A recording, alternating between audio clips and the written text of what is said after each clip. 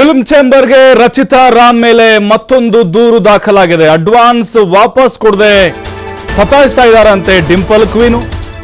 ಮತ್ತೊಂದು ಆರೋಪ ಇದು. ಮೊನ್ನೆ ನೋಡಿದ್ರೆ ಸಂಜು ವೆಡ್ಸ್ ಗೀತಾ 2 ಸಿನಿಮಾದವರು ಕೂಡ ಆರೋಪವನ್ನು ಮಾಡಿದ್ರು ರಚಿತಾ ರಾಮ್ ಮೇಲೆ. ಪ್ರಮೋಷನ್ಗೆ ಬರ್ತಾ ಇಲ್ಲ, ಸಹಕಾರವನ್ನು ಕೊಡ್ತಿಲ್ಲ ನಮಗೆ ಅಂತಿದೆ. ಈಗ ನಿರ್ಮಾಪಕಿ ವಿಜಯಲಕ್ಷ್ಮಿ ಅರಸ್ ದೂರನ್ನ ಕೊಟ್ಟಿದ್ದಾರೆ.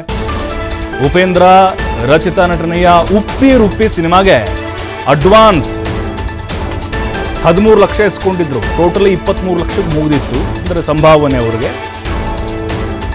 13 ಲಕ್ಷ ಇಸ್ಕೊಂಡಿದ್ರು ಅಡ್ವಾನ್ಸು. 2017ರಲ್ಲಿ ಬ್ಯಾಂಕಾಕ್ನಲ್ಲಿ ಶೂಟಿಂಗ್ಗೆ ಪ್ಲಾನ್ ಮಾಡಿತ್ತು ಚಿತ್ರತಂಡ. ಟಿಕೆಟ್ ಬುಕ್ ಮಾಡಿದ್ರು ಕೂಡ ಶೂಟಿಂಗ್ಗೆ ಹೋಗಿರ್ಲಿಲ್ವಂತೆ ರಚಿತಾ ರಾಮ್.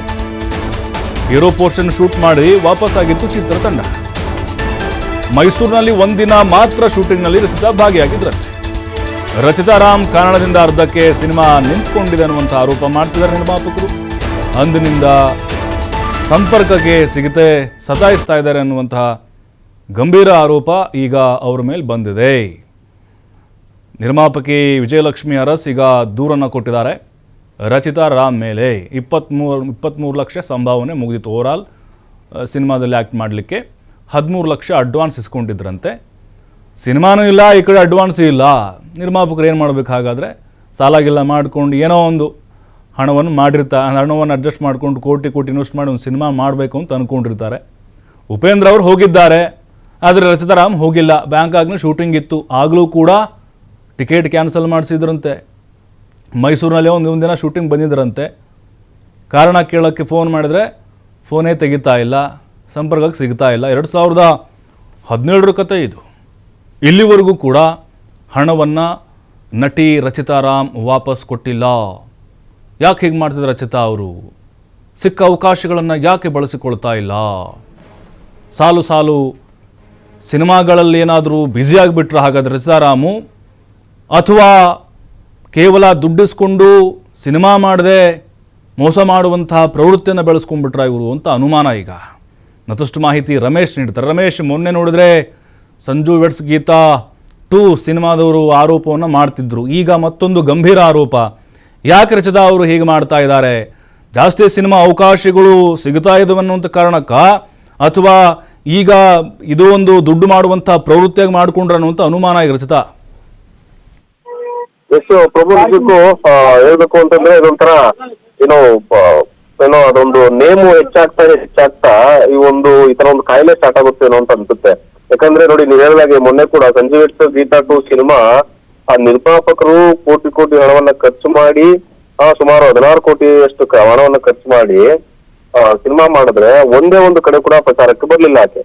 ಅದಾದ ನಂತರ ಸಾಕಷ್ಟು ಪ್ರಯತ್ನ ಪಟ್ಟು ಸಂಜು ವೆಡ್ಸ್ ಗೀತಾ ಅನ್ನೋ ಒಂದು ಸಿನಿಮಾಗೆ ಶಿವಣ್ಣ ಅಂತವ್ರೆ ಬಂದು ಆ ಒಂದು ಸಿನಿಮಾ ಟೀಮ್ಗೆ ಒಂದು ಶುಭಾಶಯ ತಿಳಿಸ್ತಾರೆ, ಸಪೋರ್ಟ್ ಮಾಡ್ತಾರೆ ಅಂತಂದಾಗ ನಮಗಿರೋ ಮಾಹಿತಿ ಪ್ರಕಾರ 82 ಲಕ್ಷ ಸಂಭಾವನೆಯನ್ನ ಪಡೆದಂತ ರಚಿತಾ ಅವರು ಬರ್ಲಿಲ್ಲ. ಅವೇನು ಪ್ರಚಾರಕ್ಕೆ ಬರಲಿಲ್ಲ, ಎಲ್ಲೂ ಕೂಡ ಕಾಣಿಸ್ಕೊಂಡಿಲ್ಲ. ಈವೆಂಟಿಗೆ ಬರ್ತೀನಿ ಅಂತ ಹೇಳ್ಬಿಟ್ಟು ಅವ್ರಿಗೆ ಕೈ ಕೊಟ್ಟಿದ್ದು.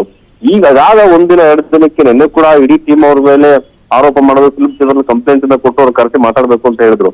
ಈಗ ಈ ಒಂದು ಸಿನಿಮಾ ಏನಂದ್ರೆ ಉಪ್ಪಿ ಅನ್ನೋ ಸಿನಿಮಾಗೆ ಶೂಟಿಂಗ್ ಮಾಡಿ ಅಡ್ವಾನ್ಸ್ ಅನ್ನ ತಗೊಂಡು ಅದಾದ್ಮೇಲೆ ಕೈಗೆ ಸಿಗದಂಗೆ ಮಾಡಿರೋದು ನಿಜಕ್ಕೂ ಇದು ಬೇಸರ ಸಂಗತಿ.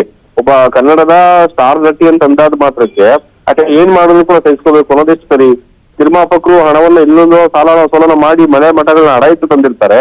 ಅದಕ್ಕೆ ಒಂದು ಸರಿಯಾದ ರೆಸ್ಪಾನ್ಸ್ ಮಾಡಿದೆ, ಫೋನ್ ಎತ್ತದೆ. ನೋಡಿ, ಉಪೇಂದ್ರ ಅಂತ ಒಂದು ಸೂಪರ್ ಸ್ಟಾರ್ ಅನ್ನ ಹಾಕೊಂಡು ಸಿನಿಮಾ ಮಾಡ್ತಿರ್ಬೇಕಾದ್ರೆ ಈಗ ಇನ್ನು ಆದ್ರೆ ಸುಮಾರು 8 ವರ್ಷ ಅಂತಂದ್ರೆ ಇನ್ನು ರಚಿತಾ ರಾಮ್ ಅವ್ರಿಗೆ ಈ ಮಟ್ಟದ ಕ್ರೇಜ್ ಅವತ್ತು ಇರ್ಲಿಲ್ಲ. ಸೊ ಆದ್ರೂ ಕೂಡ ಅವರು ಸಿನಿಮಾಗಳಿಗೆ ಹೋಗದೆ, ಶೂಟಿಂಗ್ಗಳಿಗೆ ಹೋಗದೆ, ಬೇರೆ ದೇಶಗಳಲ್ಲಿ ಹೋದಾಗ, ಕರ್ನಾಟಕದಲ್ಲೇ ಬಿಡಿ ಅಥವಾ ಇಂಡಿಯಾದಲ್ಲೇ ಬಿಡಿ, ಬೇರೆ ದೇಶಕ್ಕೂ ಕರ್ಕೊಂಡು ಹೋದಾಗ ಅಲ್ಲಿ ಶೂಟಿಂಗ್ ಬರ್ಲಿಲ್ಲ ಅಂತ ಹೇಳಿ ಫ್ಲೈಟ್ಗಳನ್ನ ಕ್ಯಾನ್ಸಲ್ ಮಾಡಿದ್ರು ನಿರ್ಮಾಪಕಿಗೆ, ಅದರಲ್ಲೂ ಮಹಿಳಾ ನಿರ್ಮಾಪಕಿಗೆ ಎಷ್ಟು ಲಾಸ್ ಆಗಿರುತ್ತೆ. ಇದ್ರ ಬಗ್ಗೆ ಅವ್ರು ತಲೆನೇ ಕೆಡಿಸ್ಕೊಂಡಿಲ್ಲ. ಇಲ್ಲಿವರೆಗೂ ನಿರ್ಮಾಪಕರು ಎಷ್ಟೇ ಪ್ರಯತ್ನ ಪಟ್ಟರು ಕೂಡ ರೆಸ್ಪಾನ್ಸ್ ಇಲ್ಲ ಸರಿಯಾಗಿ. ಇವತ್ತು ಕೊಡ್ತೀನಿ ಅಡ್ವಾನ್ಸ್, ನಾಳೆ ಕೊಡ್ತೀನಿ ಅಂತ ಹೇಳಿ ತಗೊಂಡ್ರೆ ಅಡ್ವಾನ್ಸ್ ಅನ್ನ ರಿಟರ್ನ್ ಮಾಡಕ್ಕಾಗದೆ ಇವತ್ತಿಗೂ ಕೂಡ ಕೈಗೆ ಸಿಗ್ತಾ ಇಲ್ಲ. ಅಂದ್ರೆ ರಚಿತಾ ರಾಮ್ ಅವ್ರನ್ನ ಭೇಟಿ ಮಾಡ್ಬೇಕು ಅಂತಂದ್ರೆ ಬಹಳ ಕಷ್ಟ ಅನ್ನೋ ತರ.